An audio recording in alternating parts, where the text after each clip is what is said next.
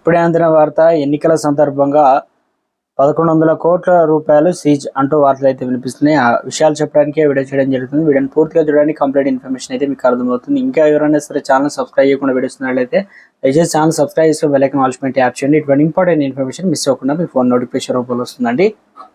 దేశంలో సార్వత్రిక ఎన్నికల ప్రచారం ముగిసింది. ఇక రేపటితో జరగనున్న 7వ దశ పోలింగ్తో ఎన్నికలు ముగియనున్నాయి. నేపథ్యంలో ఎన్నికల షెడ్యూల్ వెలువడిన మరుక్షణం నుంచి ఎలక్షన్ కోడ్ అమల్లోకి రాగా దేశ అధికారులు పకడ్బందీగా తనిఖీలు నిర్వహించిన ఎన్నికల్లో ఎలాంటి ప్రలోభాలు చోటు చేసుకోకుండా చర్యలు తీసుకున్నారు. నేపథ్యంలో లోక్సభ ఎన్నికల సందర్భంగా ఈసారి ఆదాయ పన్ను శాఖ అధికారులు రికార్డు స్థాయిలో డబ్బు, బంగారం, మద్యం, డ్రగ్స్ ను జప్తు చేశారు. ఎన్నికల నియమాలు అమల్లోకి వచ్చిన మార్చి 16వ తేదీన ఇక మే 30 తేదీలోపు జప్తు చేసినటువంటి ఏకంగా 1100 కోట్లు ఉంటుందని అంచనా. 2019 ఎన్నికల్లో 390 కోట్లు విలువ చేసే బంగారం డబ్బును సీజ్ చేయగా ప్రస్తుతం అంతకు 182% ఎక్కువ ఐటీ శాఖ ప్రకటించింది. ఇదంతా ఓటర్ల ప్రభావితం చేయగల లెక్కల్లో చూపని సొమ్ము అని పేర్కొంది.